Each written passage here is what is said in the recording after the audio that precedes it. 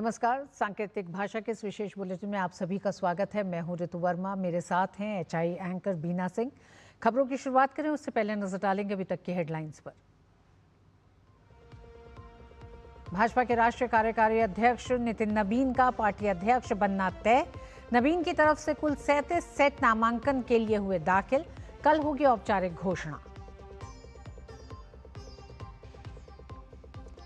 विकसित भारत जी राम जी अधिनियम को लेकर केंद्रीय कृषि मंत्री शिवराज सिंह चौहान ने कांग्रेस पर लगाया देश को गुमराह करने का आरोप। अधिनियम में निर्धारित समय के भीतर रोजगार न मिलने पर बेरोजगारी भत्ते का भी प्रावधान। किश्तवाड़ के जंगलों में सुरक्षा बलों और आतंकियों के बीच मुठभेड़।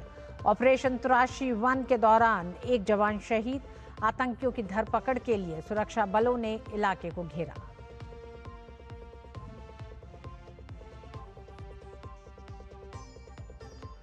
विदेश मंत्री डॉक्टर एस जयशंकर की पोलैंड के उप प्रधानमंत्री राडोस्लाव सिकोर्स्की के साथ प्रतिनिधिमंडल स्तर की वार्ता। एस जयशंकर ने रणनीतिक साझेदारी की मजबूती पर दिया जोर। वहीं सिकोर्स्की ने आतंकवाद के खिलाफ भारत के रुख का किया समर्थन।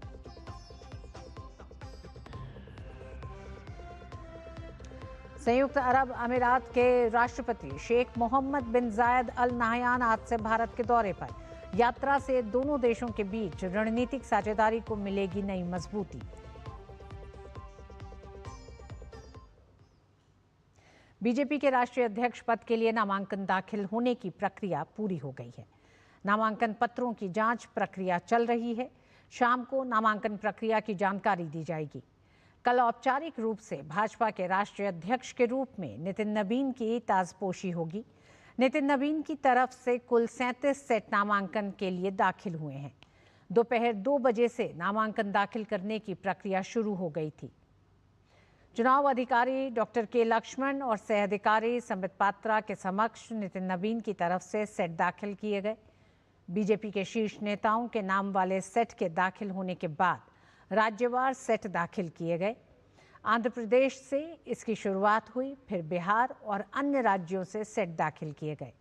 उत्तर प्रदेश, पश्चिम बंगाल सहित बाकी राज्यों की तरह से भी नितिन नबीन के अध्यक्ष पद की दावेदारी का सेट दाखिल करने की प्रक्रिया हुई। नितिन नबीन की भाजपा के राष्ट्रीय अध्यक्ष के रूप में कल ताजपोशी होगी। इससे पहले 14 नवंबर को नितिन नबीन को भाजपा का कार्यकारी अध्यक्ष बनाया गया था।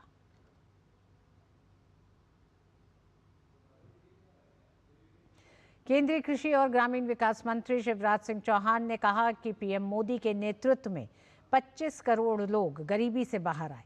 जी राम जी कानून पर प्रेस वार्ता पर केंद्रीय मंत्री शिवराज सिंह ने कांग्रेस पर निशाना साधा। उन्होंने कहा कि कांग्रेस सोशल मीडिया पर एआई के जरिए झूठ फैला रही है और देश को भ्रमित कर रही है। ऑल इंडिया कांग्रेस कमेटी ने सोशल मीडिया में ये चिट्ठी डाली है। इसमें सिग्नेचर हैं कांग्रेस के अध्यक्ष मल्लिकार्जुन खड़गे जी के और नेता प्रतिपक्ष श्री राहुल गांधी जी के। ये पूरा झूठ का, फरेब का प्रमाण है कांग्रेस के। सच बात ये, कांग्रेस ने अपना आइडिया, आइडियोलॉजी और आइडियल तीनों छोड़ दिए। केंद्रीय मंत्री शिवराज सिंह ने कहा कि विकसित भारत जी राम जी कानून से 100 दिन के बजाय 125 दिन के काम की गारंटी मिलेगी। अब मैं आज आरोप लगा रहा हूं, राहुल गांधी जी, मल्लिकार्जुन खड़गे जी, आपने अधिकार दिया था लेकिन केवल कागजी अधिकार। उन्होंने कहा कि मनरेगा से 10 करोड़ संपत्तियां बनी, उनमें से 8.5 करोड़ हमने बनाई। केंद्रीय मंत्री शिवराज सिंह ने कहा कानून में प्रावधान किया गया है, प्राथमिकताएं तय की गई हैं। एससी, एसटी, महिलाएं, दिव्यांग और गरीब हमारी प्राथमिकताएं हैं और इन्हें रोजगार देना हमारी प्रतिबद्धता है। एक बात और कह रहे हो, एससी, एसटी को, महिलाओं को नुकसान होगा। मैं फिर दोनों नेताओं से कहना चाहता हूं कि सरेआम तो भ्रम मत फैलाओ, इसमें प्रावधान किया गया है, प्राथमिकताएं तय की गई है। पहले SC ST, महिलाएं, बहनें हमारी, दिव्यांग और गरीब, ये हमारी प्राथमिकता है और इनको रोजगार वचनबद्धता है। पोलैंड के उप प्रधानमंत्री और विदेश मंत्री रादोस्लाव सिकोर्स्की ने आज नई दिल्ली में विदेश मंत्री डॉक्टर एस जयशंकर से मुलाकात की। इस दौरान द्विपक्षीय हितों, रणनीतिक साझेदारी और संबंधों को और मजबूत बनाने पर चर्चा की गई। पोलैंड के अपने समकक्ष से मुलाकात के दौरान विदेश मंत्री एस जयशंकर ने कहा कि भारत और पोलैंड के बीच पारंपरिक रूप से गर्मजोशी भरे और दोस्ताना संबंध रहे हैं। India and Poland have traditionally enjoyed warm and friendly ties. In recent years, it's been marked by high-level political exchanges and vibrant economic and people-to-people ties. We would review the Action Plan 2024-28, through which we seek to realize the full potential of our strategic partnership. We will also discuss ways to take forward our cooperation in trade and investment, defense and security, clean technologies and digital innovation. इस मुलाकात के दौरान विदेश मंत्री S Jaishankar ने भारत और Poland के बीच मजबूत व्यापारिक रिश्तों पर भी प्रकाश डाला। उन्होंने बताया कि पिछले 10 सालों में इसमें 200% की बढ़ोतरी दर्ज की गई है। Our bilateral trade, I believe, stands at about $7 billion. Having registered a growth of almost 200% in the past decade. Indian investment in Poland has surpassed $3 billion, creating a number of job opportunities for Poles. India's strong economic growth, size of its market, and pro-investment policies provide immense opportunity for Polish businesses. विदेश मंत्री S Jaishankar ने Poland के deputy PM से साफ शब्दों में आतंकवाद के प्रति जीरो टॉलरेंस अपनाने का आग्रह भी किया। उन्होंने कहा कि पोलैंड को पाकिस्तान में आतंकी ढांचे को बढ़ावा देने में मदद करने से बचना चाहिए। You are no stranger to our region and are more than familiar with the long-standing challenges of cross-border terrorism. Poland should display zero tolerance for terrorism and not help fuel the terrorist infrastructure in our neighborhood. वहीं Poland के उप प्रधानमंत्री Radoslaw Sikorski ने अपने भारत दौरे पर खुशी जाहिर की। उन्होंने उम्मीद जताई कि भारत यूरोपियन यूनियन संग रिश्ता कायम रखने को लेकर गंभीर है। I was very glad to be able to discuss with you in Paris the state of affairs in the format of Weimar Triangle Plus.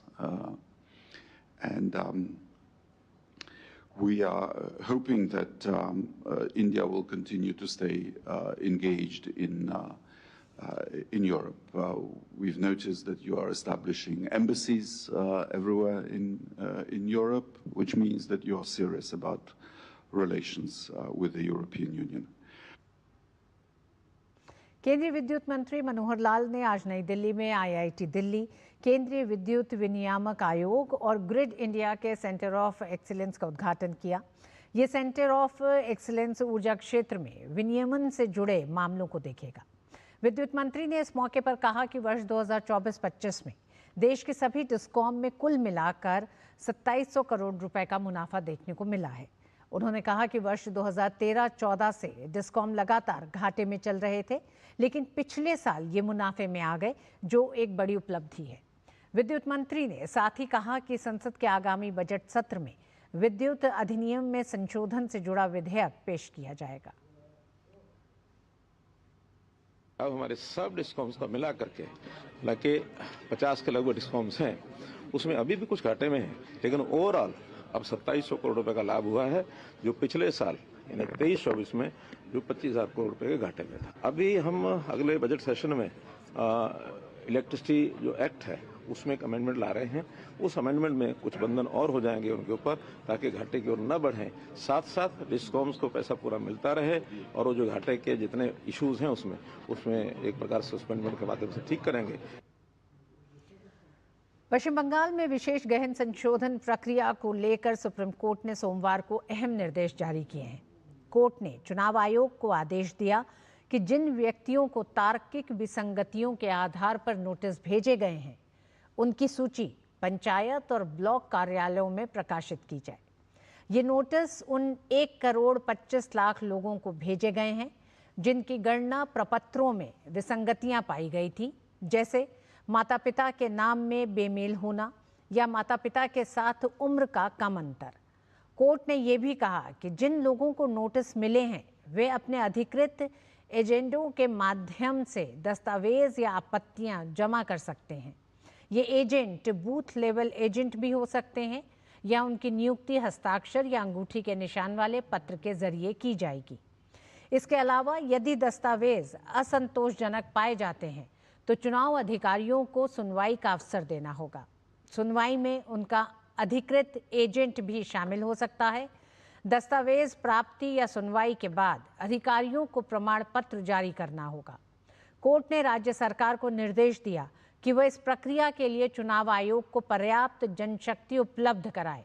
वहीं पश्चिम बंगाल के पुलिस महानिदेशक को यह सुनिश्चित करने का आदेश दिया सुप्रीम कोर्ट ने कि इस प्रक्रिया में किसी भी प्रकार की कानून व्यवस्था की समस्या उत्पन्न न हो। और बुलेटिन में वक्त एक छोटे से ब्रेक का। खबरें जारी रहेंगी, देखते रहिए डीजी न्यूज।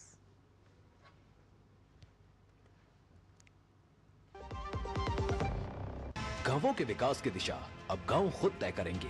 विकसित ग्राम पंचायत प्लान्स के माध्यम से योजनाओं का होगा पीएम गति शक्ति से एकीकरण।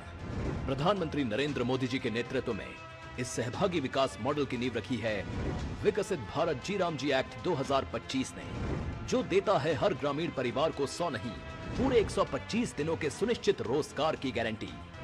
विकसित भारत जी राम जी। जब धरती चीर कर निकलता है लोहे का पत्थर और मिलता है मोंगिया के जोश से, फिर तपता है, पिघलता है और बनता है फौलाद। अब होता है सरिया सारी खूबियों के साथ। मोंगिया स्टील, मजबूत देश का मजबूत सरिया। बिजली का बिल, किराना, स्कूल फीस सब हो गया। बन गया बजट? हाँ, 5,000 बच गए। तो नई साड़ी ले ले ना, पिछले महीने तो ली थी। एक और नहीं, पहले बजट बनाओ, फिर छोटी छोटी बचत को बैंक में सेव करो और पैसों को बढ़ते देखो। बढ़ी गई। जाओ भाई। आरबीआई कहता है वित्तीय समझदारी समृद्ध नारी। नौसेना अध्यक्ष एडमिरल दिनेश के त्रिपाठी ने आज दिल्ली कैंट में राष्ट्रीय कैडेट कोर के गणतंत्र दिवस शिविर में 2026 का दौरा किया। इस मौके पर उन्होंने flag area, ship modelling, aero modelling समेत देश भर से आए कैडेटों से मुलाकात की। देश भर से आए एनसीसी कैडेटों ने नौसेना प्रमुख के समक्ष सांस्कृतिक कार्यक्रम भी पेश किया। इसमें बिहार और झारखंड निदेशालय के कैडेटों ने बिहार के इतिहास और संस्कृति को दिखाने का प्रयास किया। इस मौके पर नौसेना प्रमुख ने कैडेटों को संबोधित भी किया। एडमिरल दिनेश के त्रिपाठी ने एनसीसी कैडेटों के उत्कृष्ट प्रदर्शन की सराहना करते हुए एनसीसी को देशभक्ति की भावना पैदा करने के साथ सामाजिक गतिविधियों में भी हिस्सा लेने के लिए प्रेरित करने वाली संस्था बताया। NCC is one of India's most respected institutions, founded in 1948. It has seen a remarkable path over these so many years, so many decades, molding nations' youth and instilling in them values of patriotism, commitment, and social service. और इस मौके पर हमारे संवाददाता गिरीश निशाना ने बिहार और झारखंड निदेशालय के कैडेटों से खास बातचीत की।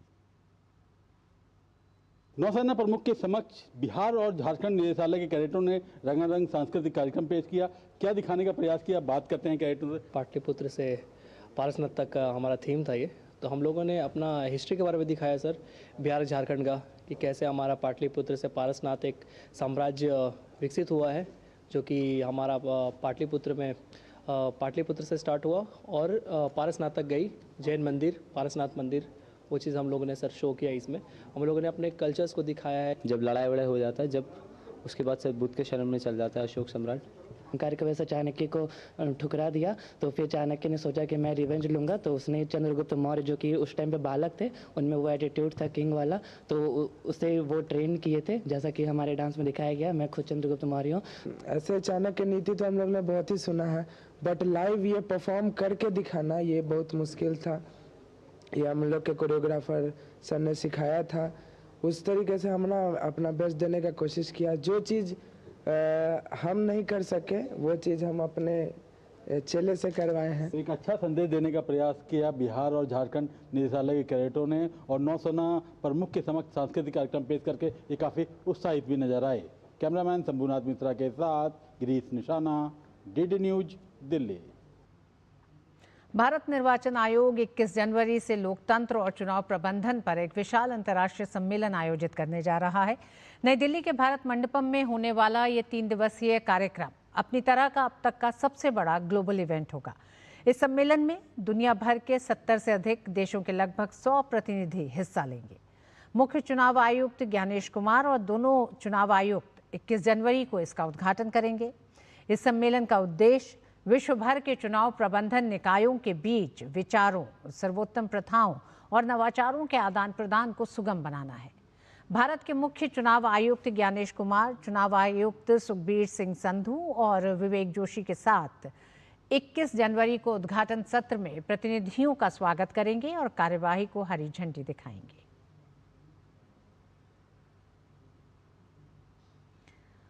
और भारत अंतर्राष्ट्रीय लोकतंत्र और चुनाव प्रबंधन सम्मेलन 21 जनवरी से शुरू होगा। ये सम्मेलन भारत मंडपम में 23 जनवरी को होगा। इस सम्मेलन में 70 देशों के प्रतिनिधि भाग लेंगे और चुनाव पर मंथन करेंगे। तमिलनाडु के मुख्यमंत्री MK स्टालिन एक नए साहित्य सम्मान की घोषणा के साथ ही विवादों में घिर गए हैं। भाजपा ने स्टालिन पर पुरस्कार के नाम पर राजनीति करने का आरोप लगाया है।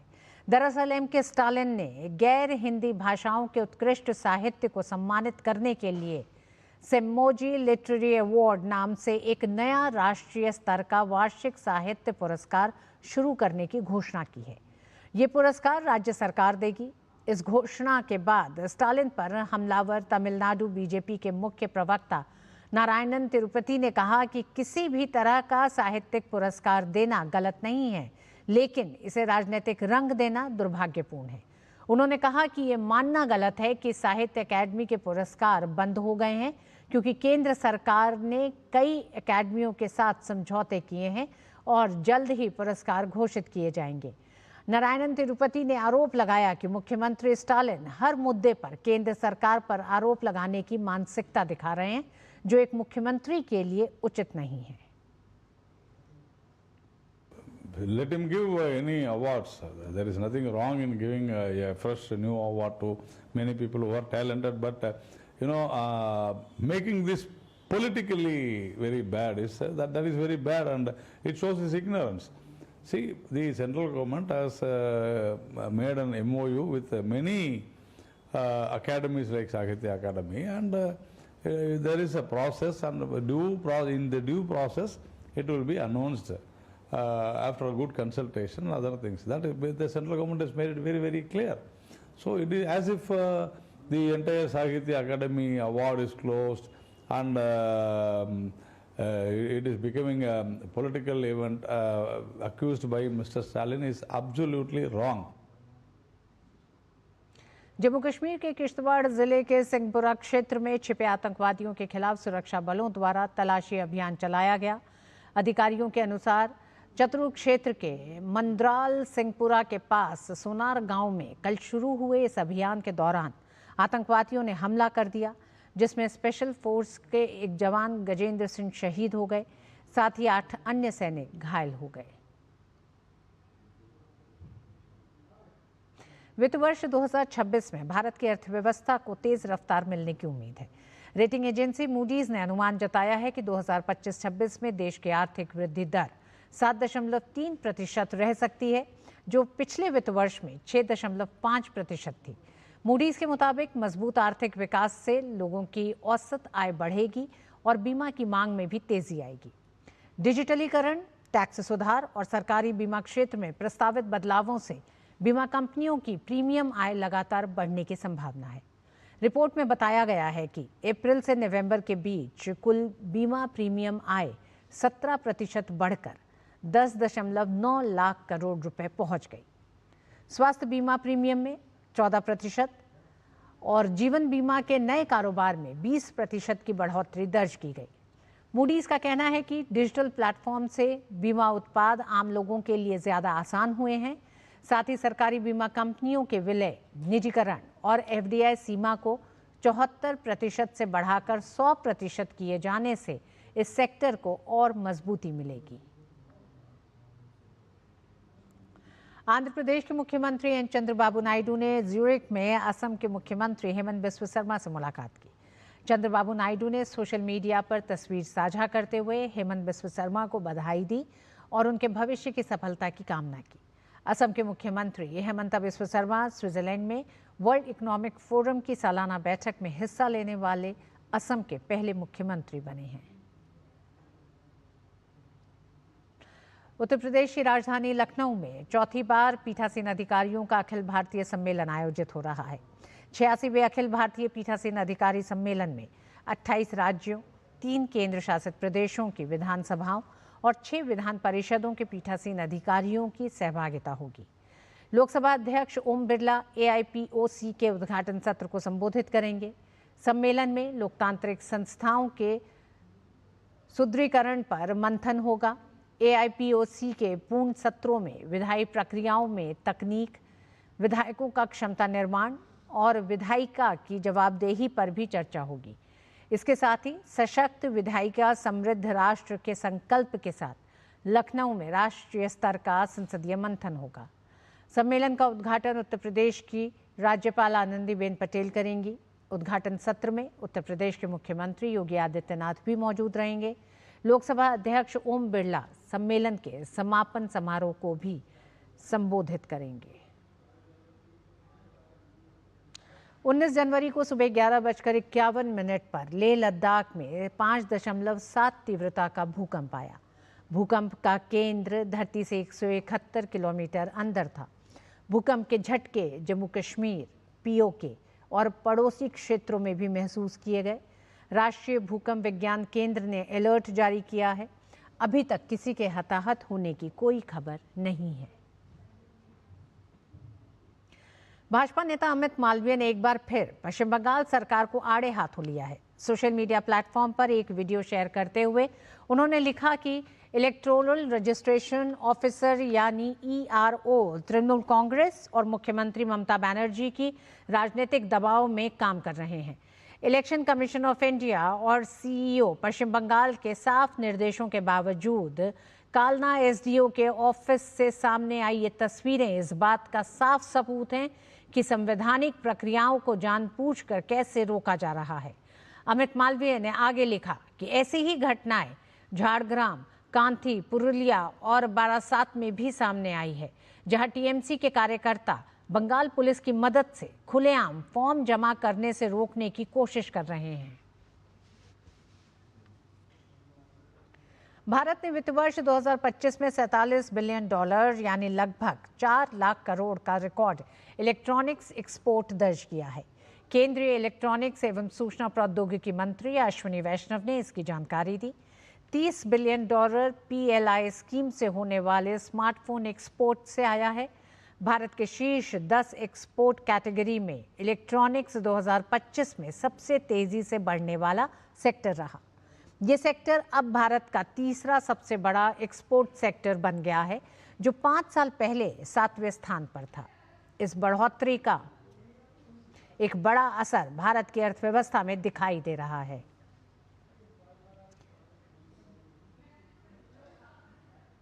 संयुक्त अरब अमीरात के राष्ट्रपति शेख मोहम्मद बिन जायद अल नाहयान भारत यात्रा पर दिल्ली पहुंचे हैं।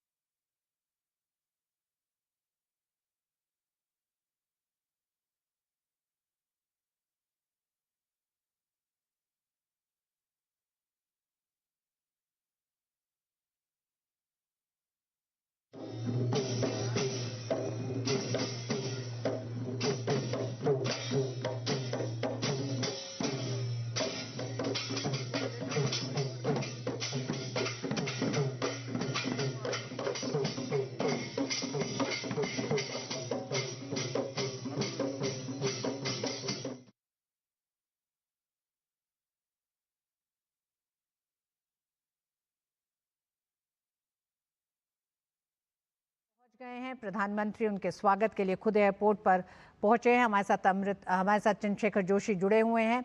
जोशी, यूएई के राष्ट्रपति का ये दौरा बेहद अहम माना जा रहा है, दोनों देशों के रणनीतिक साझेदारी को एक नए आयाम पर ले जाने की दिशा में। बिल्कुल, देखिए काफी महत्वपूर्ण ये दौरा है और साथ ही साथ जिस तरह से प्रधानमंत्री नरेंद्र मोदी खुद उनकी अगवानी के लिए पहुंचे, इससे समझा जाता है कि यूएई और भारत के संबंध कितने मजबूत हैं और कितनी मजबूती से ये आगे की दिशा में बढ़ रहे हैं।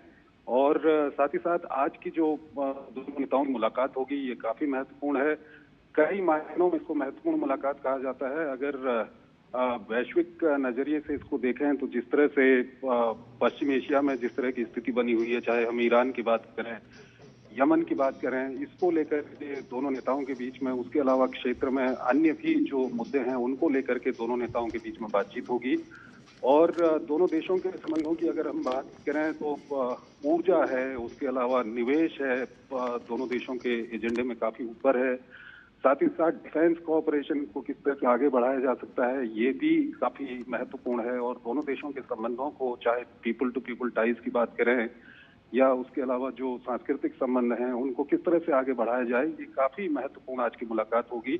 और खासकर जिस तरह से स्वागत हुआ है और प्रधानमंत्री मोदी खुद पहुंचे उनको उनकी अगवानी के लिए, तो ये अपने आप में दिखाता है कि दोनों देश एक दूसरे के लिए कितने महत्वपूर्ण हैं। और खासकर यूएई की हम बात करें, पश्चिम एशिया की बात करें या पश्चिम एशिया के रास्ते भारत को दूसरे इलाकों से कनेक्ट करने की बात करें, तो यूएई काफी महत्वपूर्ण हो जाता है भारत के लिए। और इसीलिए दोनों नेताओं की जो मुलाकात और बातचीत होगी आज की, वो भी काफी महत्वपूर्ण है। और जिस तरह से जो यूएई के नेता हैं वो कुछ समय के लिए आज भारत में रहेंगे और उनकी प्रधानमंत्री मोदी से मुलाकात होगी, तो इससे भी समझा जा सकता है कि आज की ये मुलाकात कितनी अहम होने वाली है। जी, चंद्रशेखर, हम जानते हैं दोनों देशों के बीच राजनयिक, सांस्कृतिक, आर्थिक क्षेत्रों में मजबूत और बहुआयामी संबंध है, रणनीतिक साझेदार हैं दोनों ही देश। लेकिन ये देखा गया है कि एक लंबे समय में जो नज़दीकियां बढ़ी हैं, पिछले 10 सालों में ये 5वां एक तरह से आधिकारिक दौरा है और ये 3रा दौरा है राष्ट्रपति बनने के बाद से। ऐसे में भारत और यूएई की नज़दीकी क्या बड़े मैसेज देती है दुनिया को भी? देखिए, सबसे पहले तो अगर प्रधानमंत्री मोदी और यूएई की राष्ट्रपति की हम निजी तौर पर बात करें तो दोनों के संबंध निजी तौर काफी मजबूत संबंध हैं। दोनों लंबे समय से एक दूसरे को जानते हैं और विभिन्न मुद्दों पे और तमाम अंतर्राष्ट्रीय मंचों पे दोनों नेताओं की मुलाकात होती रहती है।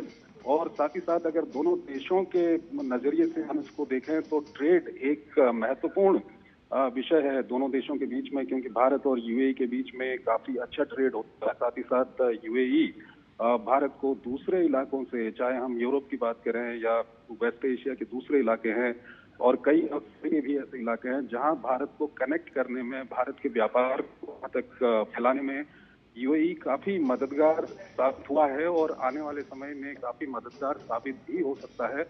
तो इसलिए भी ये संबंध काफी महत्वपूर्ण है। उसके अलावा डिफेंस कोऑपरेशन की हम बात करें तो दोनों देशों के बीच में रक्षा संबंध लगातार आगे बढ़ाने की बात हुई है। पिछली जो मुलाकात हुई है उनमें भी बात हुई है। और भारत अगर रक्षा क्षेत्र की बात करें तो भारत एक रक्षा क्षेत्र का बहुत महत्वपूर्ण एक किरदार बनकर उठा है हाल के वर्षों में। पिछले 10 साल में हम देखें, चाहे भारत की जो डिफेंस इंडस्ट्री है उसमें जिस तरह से का जो एक संकल्प लेकर के कई सारे जो रक्षा उत्पाद हैं उसमें भारत काफी आगे निकला है उत्पादों को बनाने में। तो उसको देखते हुए भी यूएई और भारत के बीच में जो डिफेंस कॉपरेशन है उसको आगे बढ़ाने के काफी मौके मौजूद हैं। उसके अलावा अगर हम भारत की ऊर्जा सुरक्षा की बात करें तो ऊर्जा सुरक्षा के लिए यूएई काफी महत्वपूर्ण होता है। और इसके अलावा अगर पर्यटन की बात करें तो जैसा कि आप जानते हैं कि भारत से कई लोग पर्यटक के तौर पर यूएई जाते हैं, यूएई के कई लोग आते हैं। तो पर्यटन को भी आगे बढ़ाने के लिए ये महत्वपूर्ण होगी। साथ ही साथ पीपल टू पीपल टाइज या रिलेशंस की बात करें, काफी महत्वपूर्ण ये मुलाकात आज की होने वाली है। और सबसे महत्वपूर्ण जो मैं आपको, दो बड़े नेता मिलते हैं तो उस वक्त पे जो वैश्विक मुद्दे होते हैं, जो स्थानीय जिनको रीजनल इश्यू होते हैं, उनकी हम बात करें या दोनों देशों के आपसी बातें, ये काफी महत्वपूर्ण हो जाते हैं। और पश्चिम एशिया की अगर बात करें तो पश्चिम एशिया में चाहे अभी हमने ईरान का मामला देखा, उसके यमन है, और चाहे हम गाजा की बात कर लें या दूसरे इलाकों कर लें, तो यूएई एक प्रमुख किरदार है इस इलाके में। ऐसे दोनों नेताओं के बीच में जो वैश्विक मुद्दे हैं इनको लेकर भी बातचीत होगी, ये काफी महत्वपूर्ण है। रितु जी हाँ, बिल्कुल चंद्रशेखर, जैसा आप कह रहे हैं दोनों नेताओं के बीच वैश्विक मुद्दे अहम होंगे और दोनों नेताओं के बीच की जो केमिस्ट्री है, चंद्रशेखर, पीएम मोदी और यूएई के राष्ट्रपति अच्छे मित्र रहे हैं। प्रधानमंत्री नरेंद्र मोदी का उनकी अगवानी में पहुंचना ये उसका संकेत है। और हमने देखा है कि इसी मजबूत रिश्ते की वजह से दोनों देशों के बीच द्विपक्षीय संबंधों में जो तेजी देखी गई है पिछले 10 सालों में, जिस तरह से मुलाकातों के दौर ने और कई बड़े समझौते किए हैं, सिपा उनमें से एक बड़ा समझौता है। इसी तरह से ऊर्जा क्षेत्र में साझेदारी बढ़ी है। तो दो नेताओं के आपसी संबंधों का भी एक बड़ा असर पड़ता है दो देशों के रिश्तों और संबंधों पर। यह दिखाता है प्रधानमंत्री मोदी और यूएई के राष्ट्रपति की नजदीकी। बिल्कुल सही कह रही हैं रितु आप। पिछले साल में भारत की विदेश नीति में जितने मानक स्थापित किए गए हैं या विदेश नीति की सफलता की बात करें तो उसका सबसे मूल और मजबूत आधार रहा है प्रधानमंत्री मोदी के निजी संबंध।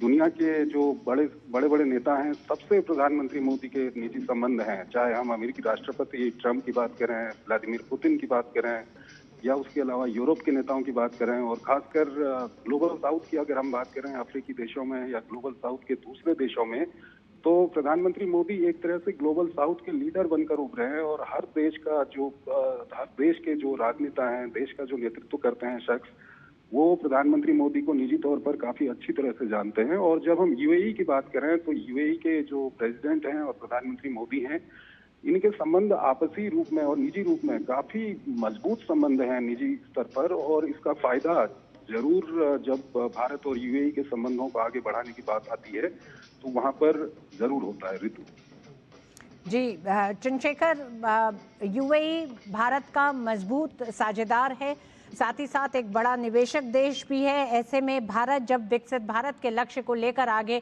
बढ़ रहा है, ऐसे में भी ये यात्रा काफ़ी अहम हो जाती है। कई तमाम नए क्षेत्रों को तलाशने पर दोनों देश आगे बढ़कर सोचेंगे भी। और ये माना जा रहा है कि इस यात्रा के तहत रणनीतिक साझेदारी के भी नए आयामों को खोजा जाएगा। बिल्कुल, अगर रणनीतिक साझेदारी की हम बात करें तो दोनों देशों में जो रणनीतिक साझेदारी के विभिन्न पहलू होते हैं, जिसमें इंटेलिजेंस को साझा करना और दोनों देशों की जो रक्षा और सुरक्षा से जुड़ी हुई जो भी दोनों देशों के मुद्दे होते हैं उसमें आपसी बातचीत करना, इसको लेकर के पहले ही यूएई और भारत के बीच में ऐसे फ्रेमवर्क मौजूद हैं जिसको लेकर के इसमें बातचीत की जाती है। और ये प्रधानमंत्री मोदी के पिछले 10 साल के शासन में यूएई और भारत के संबंध इतने मजबूत हुए हैं कि इस तरह के कई फ्रेमवर्क बनाए गए हैं। और साथ ही साथ आपको ये भी बता दूं कि यूएई जो भारत का हमारा जो डिजिटल यूपीआई सिस्टम है उसको लेकर भी यूएई काफी उत्सुक है। और पिछली हमने देखा था कि जो पिछली मुलाकात हुई थी उसमें यूएई की ओर से ये यूपीआई को अपनाने को लेकर के बातचीत हुई थी। तो साथ ही साथ भारत की जो डिजिटल भारत को लेकर के भारत के जो अपने अनुभव हैं, वो प्रधानमंत्री मोदी बार बार ये कहते भी रहे हैं कि भारत के अपने जो डिजिटल इंडिया को लेकर के अनुभव हैं कि देश में अंतिम व्यक्ति की कैसे मदद की जाए, अंतिम व्यक्ति तक कैसे सहायता पहुंचाई जाए, उसको लेकर के भारत के जो अनुभव हैं आज दुनिया का हर देश, हम देखते हैं कि जो भी देश उनकी प्रधानमंत्री मोदी से मुलाकात होती है या वो भारत के बारे में बातचीत करते हैं, तो वो इनको सीखना चाहते हैं, इन अनुभवों को वो आत्मसात करना चाहते हैं।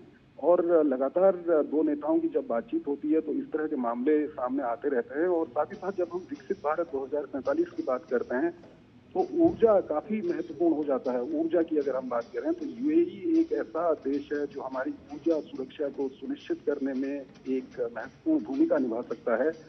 और साथ ही साथ जब हम विकसित भारत की बात करते हैं तो भारत को आगे बढ़ाने के लिए ट्रेड एक काफी महत्वपूर्ण पहलू हो जाता है। और यूएई के साथ भारत का काफी अच्छा ट्रेड है।